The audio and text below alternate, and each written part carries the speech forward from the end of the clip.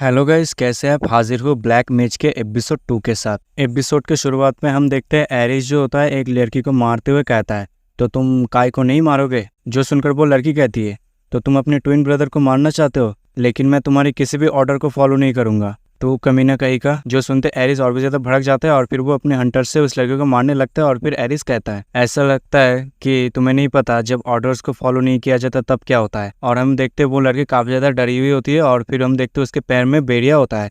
और वो लड़की मन मन कहता है, ये जो बेरिया है ये मेरी मैजिक को सील करके रखी है। तभी हम देखते वो लड़की एरिस से कहती है, अगर ये बेरिया मेरे हाथ में नहीं होता ना तो मैं तुम्हें दिखा देती। जो सुनकर एरिस से कहता है, हाँ तो तुम क्या मुझे दिखाते? तुम्हें नहीं पता, तुम सिर्फ मेरा एक स्लेव हो, तुम्हें अपनी जगह के बारे में नहीं पता होगा शायद। है तो जाओ, जल्दी से जाओ, काय को मार दो। प्रोफेसी का कहना है आज एक ब्रेव वॉर्न होने वाला है और मुझे लगता है ये कमीना वही काय ही होगा। अगर वो ब्रेव के तौर पर अवेकन होता है तो वो रोजी के साथ शादी कर लेगा और ये सबसे ज्यादा वर्स्ट सिचुएशन है और मैं इसे कभी भी अलाउ नहीं करूंगा। रोजी और ब्रेव क्लास ये सिर्फ मेरे लिए है, समझी? कहते हुए एरिस उस लड़की के ऊपर जोर से चिल्ला रहा होता है और हम देखते हैं उसका जो इमेजिनेशन होता है। और हम देखते हैं एरिस अपना ब्रेव क्लास का ख्वाब उस लड़की को बताता है, जहाँ पर एरिस कहता है, overwhelming fighting power, light attributes और गॉड्स के द्वारा चूज किया हुआ सबसे ज्यादा स्ट्रॉन्गेस्ट अवेकेन। अगर मैं ब्रेव क्लास में अवेकेन होता हूँ तो मुझे स्पेशल ट्रीटमेंट मिलेंगे। मैं अपने घर में विदाउट ऑथराइजेशन के बिना भी घुस सकता हूँ, या तक मैं चोरी भी कर सकता हूँ, प्रॉपर्टी को डैमेज भी कर सकता हूँ। इन सारी चीजों को ब्रेव प्रिविलेज कहा जाता है। ये सबसे ज्यादा बेस्ट है ना? कोई भी इसके अगेंस्ट नहीं जा सकता। इकलौता ऐसा एग्जिस्टेंस जो सिर्फ डिमोन लॉर्ड को हरा सकता है। कहते हुए एरिस हंस रहा होता है।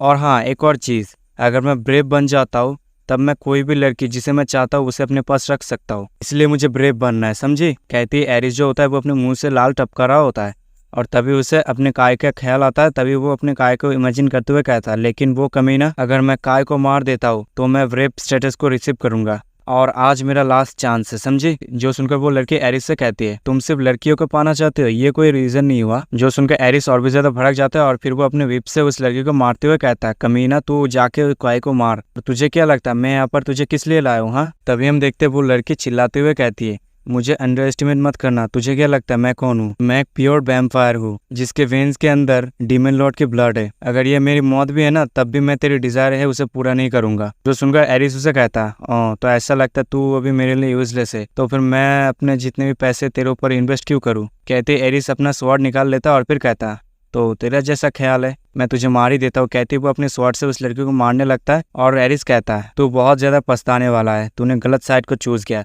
तभी हम देखते जैसे ही एरिस उस स्वॉर्ड से उस लड़की को मारने लगता है तभी हम देखते एक दूसरा लड़का कहता है, प्लीज रुक जाओ, प्लीज मैं तुमसे भीख मांगता हूँ, उसे जाने दो। जो सुनकर एरिस साइड में देखता है और हम देखते वो लड़की कहता है, साशा तुम कब अपने कॉन्शियसनेस को गेन कर लिया? अगर तुमने होश आ गया था तो तुम चुप रह सकते थे। जो सुनकर साशा कहती है, नहीं मैं नहीं कर सकता, मैं अपने रानी को मरते हुए नहीं दे सकता। आयरिस, मैं रानी के बदले उस काय को मार दूंगा, तो प्लीज क्या तुम रानी को यहाँ से जाने दोगे, उसे फ्री करोगे? लेकिन हम अगले पल देखते जो साशा होता है उसके सर में एरिस ने लात मारा होता है और फिर एरिस साशा से कहता है, तुझे क्या लगा? तूने अभी क्या कहा? तू एक सिर्फ लो रैंक का डीमन है और जो काय है वो एस्टन फैमिली का प्रीशियस चाइल्ड है। कहती एरिस उस स्वॉर्ड से उस लड़की के ऊपर अटैक कर देता है, जिसके बाद हम देखते हैं उस लड़की के मुंह से ब्लड निकल गया होता है।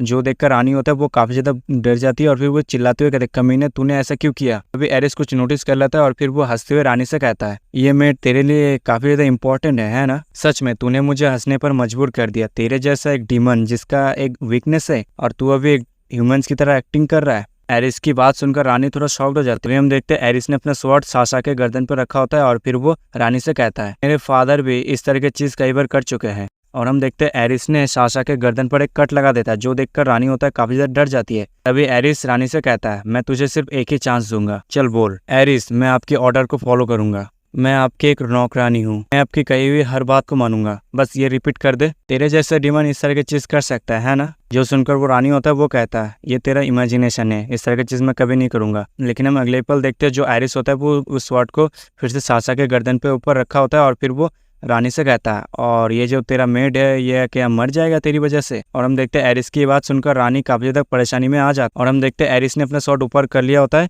और ये देखकर जो रानी होता है वो कहता है, रुको रुको। जैसे ही रानी रुको कहते हैं तभी हम देखते साशा रानी से कहती है, रानी प्लीज ये आप मेरे लिए मत करो, आप मेरे बारे में चिंता मत करो। तभी हम देखते रानी होता है वो साशा से कहता है, साशा मुझे तुम्हारी जरूरत है। तभी हम देखते हैं जो रानी होती है वो कहती है, एरिस मैं आपकी हर ऑर्डर को मानूंगा। जो सुनकर साशा चिल्लाते हुए रानी से कहता है, रानी प्लीज इस तरह की बात मत करो, तुम अपने प्राइड को ऐसे ही नहीं गिव अप कर सकते। जो सुनकर रानी सासा को पुकार लगाता है, जो देखकर एरिस काफी ज्यादा भड़क जाता है और फिर वो कहता है, यू बिच कहीं का, तू मेरे को इग्नोर कर रहा है? वेल तो ठीक है, तू अब यहाँ पर मर। कहते ही वो अपने स्वॉर्ड को रानी के ऊपर अटैक करने के लिए देता है, लेकिन हम अगले पल देखते हैं बाहर का जो गेट होता है वहाँ पे आवाज़ होता है, जो सुनकर एरिस रुक जाता है। फिर वो साइड में देखता है, जहाँ पर वो देखकर काफी ज्यादा शॉक्ड हो जाता है। और हम देखते हैं वहाँ पे अपने काय आ गया होता है और वो भी अपने पावर रिलीज करते हुए, जो देखकर रानी और सासा दोनों के दोनों काफी ज्यादा शॉक्ड हो जाते हैं। और हम देखते हैं जो अपना काय होता है वो रानी के सामने आ गया होता है, और हम देखते हैं अपना काय होता है उसके हाथ से उसका पावर रिलीज हो रहा होता है। और यहीं पर इस एपिसोड का अंत हो जाता है। अगर आपको ये वीडियो और मेरी एक्सप्लेनेशन पसंद आती है तो वीडियो को लाइक कमेंट शेयर कर देना, और जिन्होंने अभी तक चैनल को सब्सक्राइब नहीं किया वो सब चैनल को सब्सक्राइब कर लेना। मिलते हैं अगले वीडियो में, तब तक के लिए सायोनारा।